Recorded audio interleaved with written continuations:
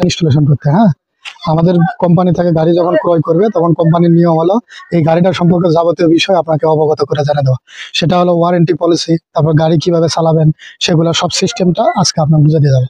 তারপর থেকে আমার 9টা সার্ভিস যে সেই সার্ভিসটা শুরু হয়ে যাবে অটোমেটিক। হ্যাঁ, এটা কোনো ব্যাপার না। আজকে এই জন্যই আমি হলাম সার্ভিস ইঞ্জিনিয়ার, আমি সহ আপনার কাছে আসছি। এখন যে বিষয়টা হলো, এটা হলো মিটার বোর্ড। আমার গাড়ি তো এটা কথা বলতে পারে না। এই গাড়িটার কিছু সেন্সর দেওয়া আছে যেগুলো জিনিস দেখে বুঝবেন যে ওই জায়গার সমস্যা হচ্ছে। যেমন হলো এটা হলো মোবাইল প্রেসার সুইচ, এটা কি ইঞ্জিন অয়েল প্রেসার সুইচ, যেটা হলো ইঞ্জিনের অয়েল ইঞ্জিনের সব জায়গায় পৌঁছাচ্ছে কিনা, পাচ্ছে কিনা, কতটুকু স্পিডে পাচ্ছে সেটাই এটা দেখাবে। হ্যাঁ, এটা যদি পরে থাকে স্টার্ট দেওয়ার পরে তাহলে বুঝতে হবে ইঞ্জিনে অয়েলে কোনো সমস্যা আছে, তাহলে এটা করা যাবে না। হ্যাঁ, এটা মাথায় রাখতে হবে।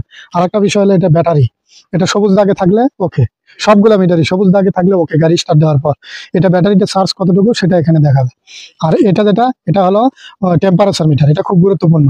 ইঞ্জিন কত হিট হয়েছে, মানে ইঞ্জিনটা চলতে তো এখানে তো তাপ শক্তি উৎপন্ন হচ্ছে, তো তাপ শক্তি যান্ত্রিক শক্তি উৎপন্ন হচ্ছে, তাহলে তো এখানে আগুন হচ্ছে, তো আগুন হলে এটা হিট থাকবে না, হিট মানেই তাপ, এই তাপ কতটুকু হচ্ছে সেটা দেখাবে।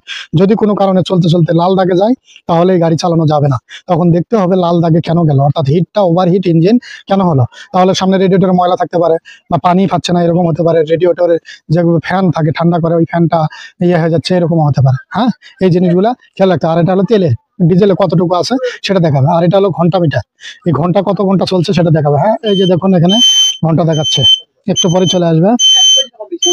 এই যে এখন আছে 20 ঘন্টা, এরপরেরটা এটা কিন্তু ঘন্টা না, দশমিকের আগে যেটা সেটা ঘন্টা। তাহলে এখন কত হয়েছে 20 ঘন্টা, তাহলে আপনাকে সেই অনুযায়ী চালাতে হবে। এটা 50 ঘন্টা যখন শুরু হবে তখন আমার সার্ভিস স্টার্ট হবে, 9টা সার্ভিস ফ্রি পাবেন। অর্থাৎ যখন যখন ইঞ্জিন অয়েল চেঞ্জ হবে, প্রথম 50 ঘন্টা ইঞ্জিন অয়েল চেঞ্জ হবে, তারপর প্রতি 200 ঘন্টা পর পর, মাথার থাকে যেন এর ভিতরে ইঞ্জিন অয়েল চেঞ্জ হবে, আমরা করে দিব।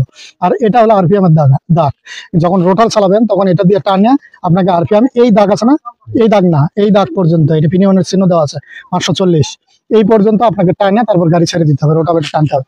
আর উপর টানার দরকার নাই, আর কম টানার দরকার নাই রোটাভেটর যখন চালাবেন, বুঝতে পারছেন। আর যখন টলি এমনি বডি চালাবেন তখন এটা আরপিএম ইচ্ছা অনুযায়ী আপনি টানা সেটা চালাবেন।